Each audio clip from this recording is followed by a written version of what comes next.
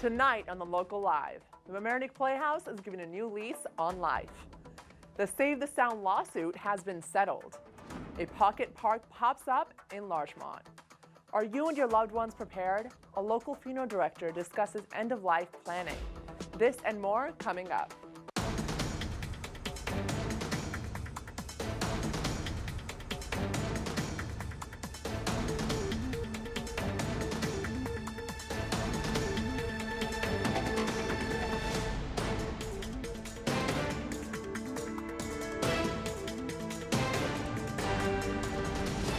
Good evening, it's Thursday, September 28th. I'm Ral Kethwari. Welcome to the Local Live.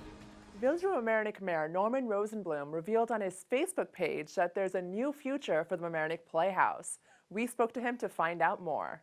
I've been in contact with potential buyers for the movie theater from Bowtie Cinema, and in fact, they sent me communications that they in fact executed a contract for the purpose of buying the theater and to purpose it as continuation as a movie theater. As a matter of fact, they are doing the due diligence to find if, in fact, they can even expand the number of theaters that are in there. But whatever it is, this is the very beginning, but it's extremely exciting. We'll make sure to keep you updated on the developing story. Back in 2005, when the not-for-profit Save the Sound opened their office in New York, they discovered a widespread of fecal bacteria contamination in the streams that fed the sound, and along the shorelines of 11 Sound Shore communities, including the Village of Mamaroneck. In response, Save the Sound sued the communities for failure to maintain their pipes and sewage treatment infrastructure. They also sued Westchester County for not enforcing the Clean Water Act. Director of Save the Sound, Tracy Brown, explains more. Our evidence and records on the state showed us that wastewater wasn't all making it to the plants. It wasn't all getting cleaned and being released as clean water. Some of it was escaping along the way, and sometimes so much was going to the plants during the rain that they couldn't treat it as well as they're designed to treat it. The Clean Water Act holds Westchester County liable for ensuring that its sewage is sent to sewage plants, which clean the water and release it into the Sound. However, these plants have not been maintained under Westchester County legislators, which led to cracks in the sewage pipes, defeating the purpose of the plants. There's an opportunity for us. It's really because Astorino's administration hasn't been doing their job. Mayor Norman Rosenblum agrees that Mamaroneck has a responsibility to keep the Sound clean, even if it costs us. It basically was that we would contribute $25,000, which we thought was fair, towards their legal expenses to meet the same goals that we have. Now that Mamaroneck has been dropped from the suit, it will work with Save the Sound to fix broken pipes and sewage draining issues, making for a cleaner Long Island Sound. While the Village of Mamaroneck and Portchester have settled, Larchmont Village and Mamaroneck Town are still working on a solution. The all-new Pop Art Pocket Park opened on Palmer Avenue last weekend to the delight of residents. Reporter Victoria Peedy spoke to Mayor Walsh about the exciting addition. The all-new Pop Art Pocket Park on Palmer Avenue is already a hit with the residents of Larchmont. Village of Larchmont Mayor Lorraine Walsh tells us how the community can benefit from the park in more ways than one. It's nice to have some place for the community just to stop and have a quiet moment, talk to a friend, read a book with their child, etc. For some people, it's just a really nice way to get out of the house, go be outside, do a little work, have a little quiet time. For the businesses, I think it's good because it brings people to the downtown. They spend a little bit more time here. They don't just rush from one place to another. So I welcome everyone in Larchmont and in all the surrounding communities to come down and visit the Palmer Pop Art Pocket Park. It's on Palmer Avenue, just off Chatsworth Avenue. We'd love to have you and hope to see you soon. Thanks. Looking for some October fun? The Local Live has you covered. Next Monday, October 2nd, the Larchmont Public Library will host The American Dream or Nightmare, How Novels Portray America with Catherine Wald at 7 p.m. in the Activity Room. For further details, go to larchmontlibrary.org. And on Tuesday, October 3rd, the Larchmont Public Library welcomes Beth Naylor's latest art exhibit called Dreaming of Flowers. The exhibit will be showcased in the Orsman Gallery until October 30th. Also on October 3rd, the Women's Club of Mamaroneck will be hosting Mark C. Sheng, the director of the Westchester County Department of Consumer Protection, as he presents a program called Protecting Yourself Against Identity Theft and Fraud. The meeting will be at 7:30 p.m. in the clubhouse at 504 Cortlandt Avenue in Mamaroneck. On Wednesday, October 4th, the Holocaust and Human Rights Education Center will be having Dr. David Fry give a lecture titled Africa and Armed Forces, and Atrocity Prevention. The lecture will take place from 7 to 9 p.m. in the Village of Mamaroneck courtroom. To register, go to hhrecny.org. Lastly, don't forget to register for the Larchmont Scarecrow Festival happening on October 21st until the 23rd. Registration ends on October 7th, so don't delay. For more information and to register, go to larchmontscarecrowfestival.org. Keep in mind, starting this Friday begins the LMC TV Meet the Candidates series, featuring Village Mamaroneck candidates for mayor and trustee. You can watch it here on this channel or lmctv.org.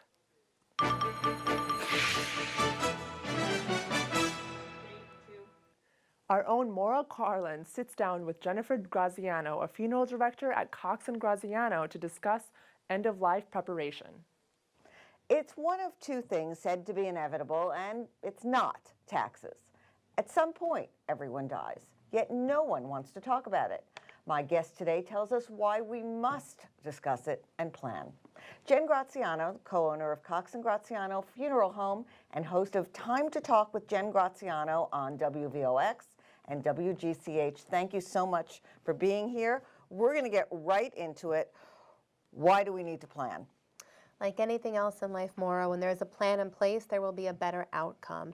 No one wants to think about the end, but myself, you, and everyone else will succumb to it. So having a plan in place gives peace of mind for yourself and your family.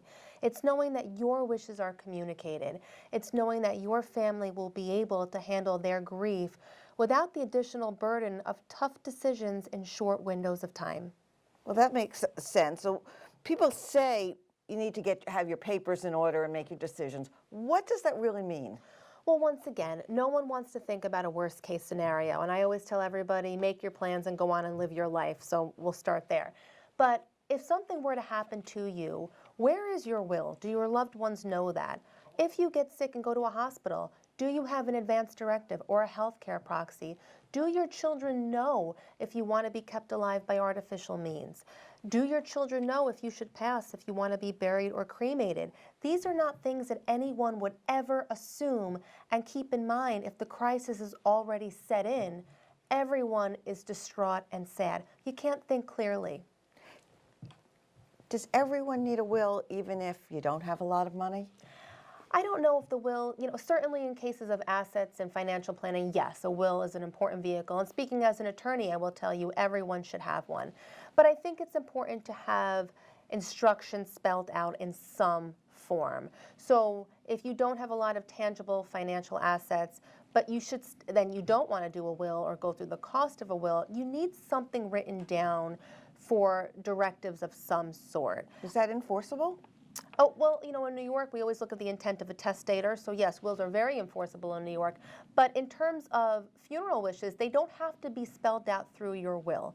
New York has an agent letter, however, which I think is a very important document for people who don't have children or children who live nearby, or for people who perhaps have feuding children, 3 kids, 4 different opinions.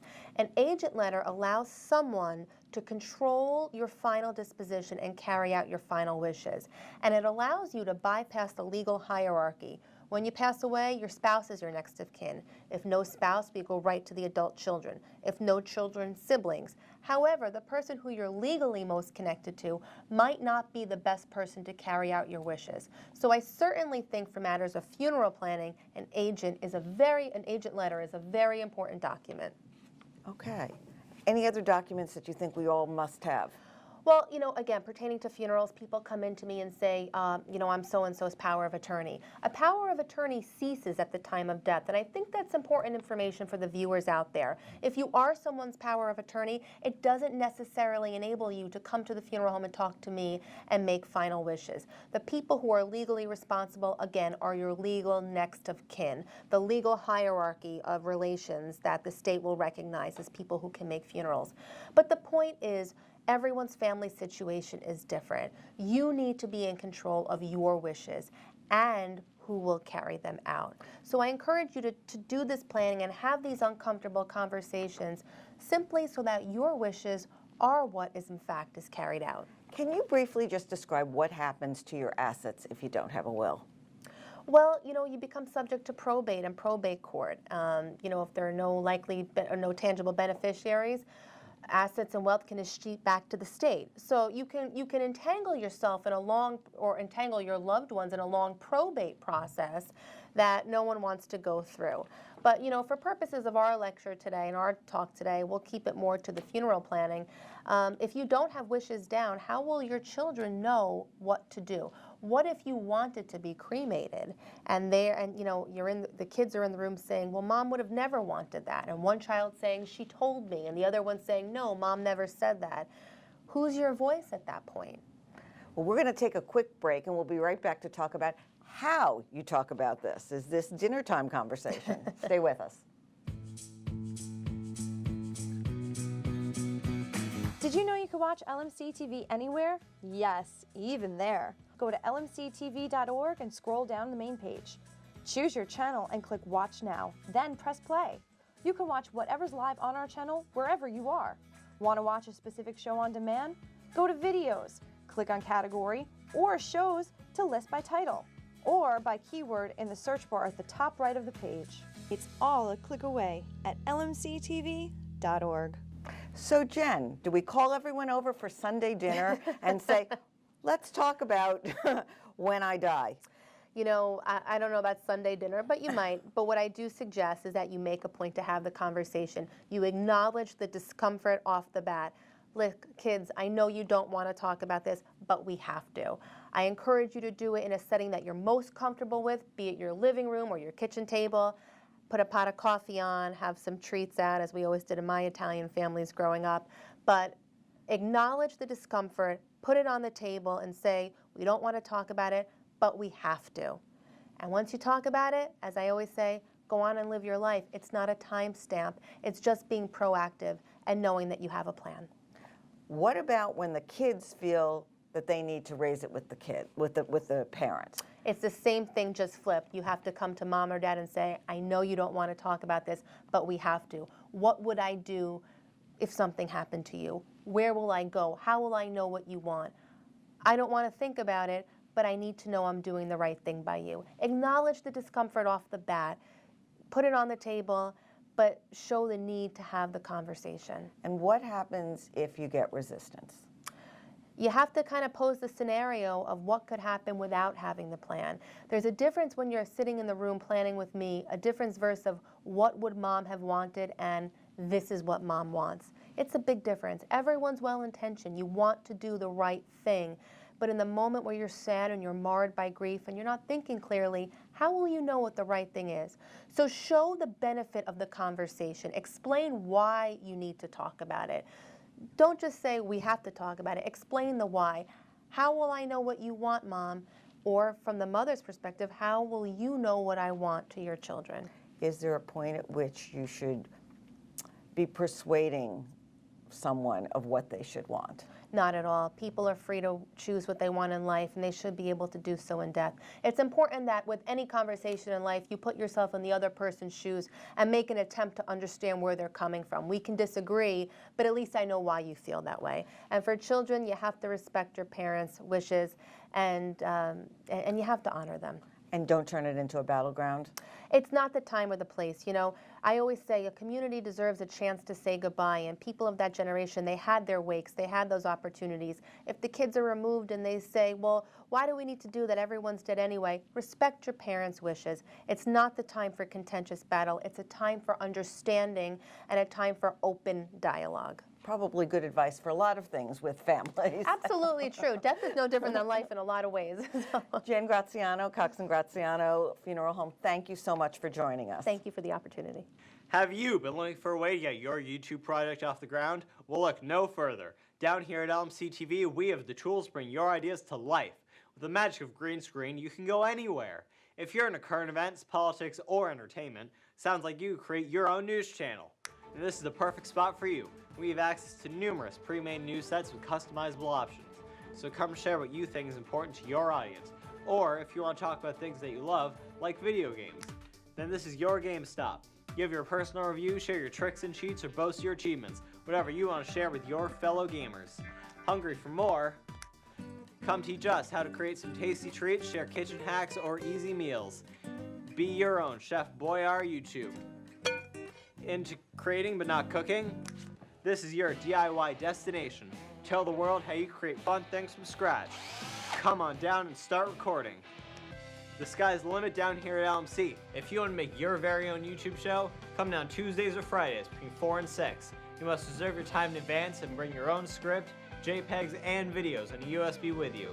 Go to lmctv.org for more information.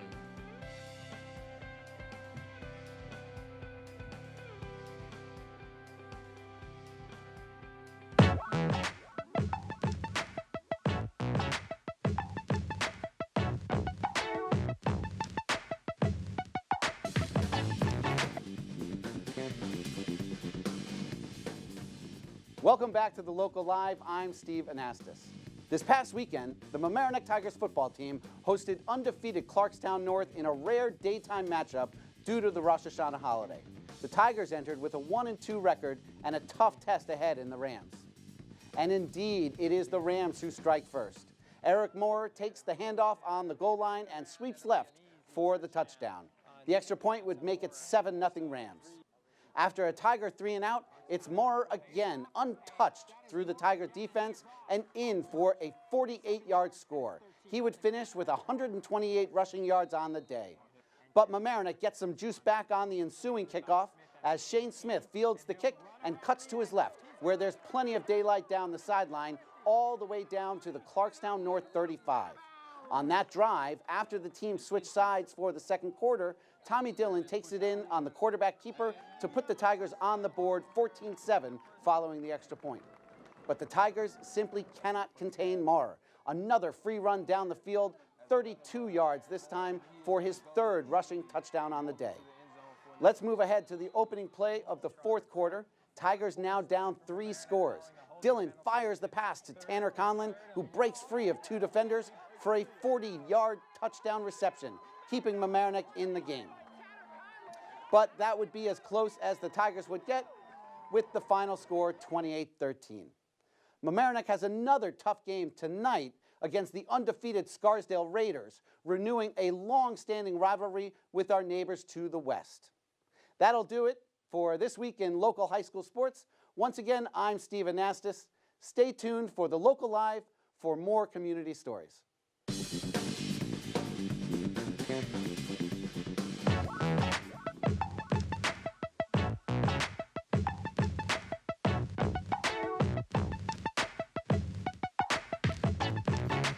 Mindy is 4 years old. As you can see, she is not camera shy. She gets along well with other cats, especially if they don't interfere with her naps, which is one of her favorite hobbies, along with cuddling.